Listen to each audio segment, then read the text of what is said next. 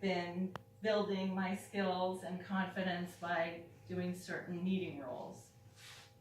But tonight I'm giving you an icebreaker titled The Common Thread of My Life. This is Sweet Thing, my well-loved first baby doll. I know she looks like I played with her outside in the mud, but this is what well-love looks like for a 2-year-old. At one point, she had a full head of hair. She also had a plastic box inside her body that made it sound like she was crying when I moved her like so. One of my earliest memories is that of my mother taking needle and thread and lovingly stitching up Sweet Thing after removing the broken cry box. The scar hasn't faded from surgery, and neither has that impression of what can be done with a needle and thread. I remember my mother sitting at her sewing machine making clothes for my Barbie dolls. Picture how small a Barbie doll arm is. Now that takes real patience. It also explains why most of the dresses were sleeveless. That's another story. My paternal grandmother was a seamstress and sewed most of her own clothes. I loved it when she made something for me. I proudly wore the handmade creations, even the plaid pants with matching jacket. Trust me, it was in style. It was the 1970s. Recognizing my interest in what could be done with the needle and thread, my parents enrolled me in sewing class in my early teens. We learned how to pick a pattern, how to choose the fabric, how to lay out the pattern, and understand the pattern markings for machining and assembly. I love the creativity of it, imagining what I wanted to make, going to the fabric store to pick out fabric, and making something useful and three-dimensional out of a flat piece of fabric with just my needle, thread, and sewing machine. By high school, I was sewing quite a bit and proudly wearing my handmade clothes. Looking back, this makes me cringe.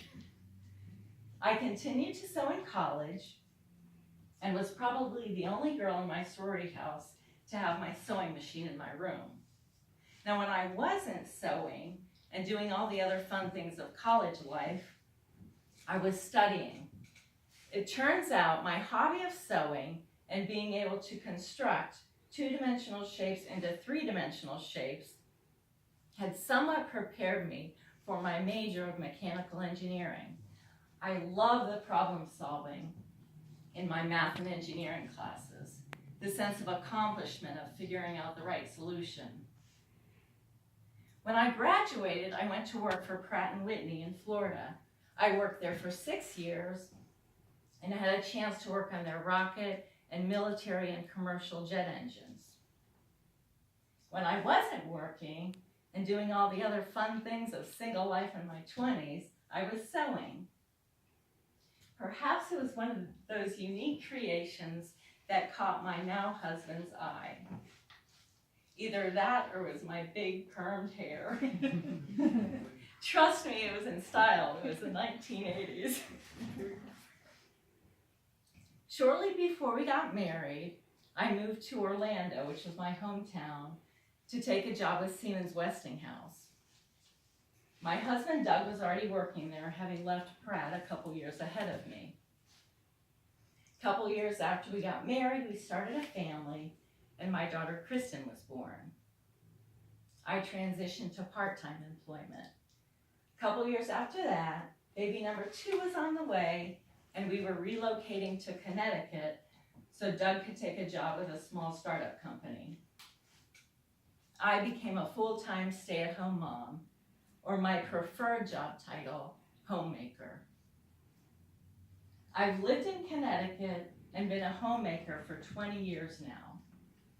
Looking back, it seems like the blink of an eye, 2 kids are in college, and baby number 3, William, is a junior in high school. Sure, it can be mundane with the grocery shopping, laundry, cooking, and cleaning, but I cherish the time spent caring for my family. Caring for my family and making a home, being involved in their activities, and sewing and making things for my home so it's an inviting place for family and friends.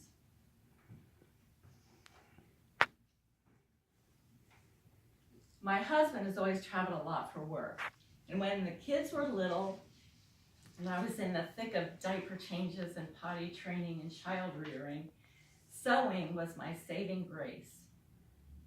I made things for the home, for the kids, even for Sweet Thing, who was now being cared for by my daughter. Looking for a common thread of my life was easy. It's literally thread. Add a needle and some fabric, and just imagine the possibilities.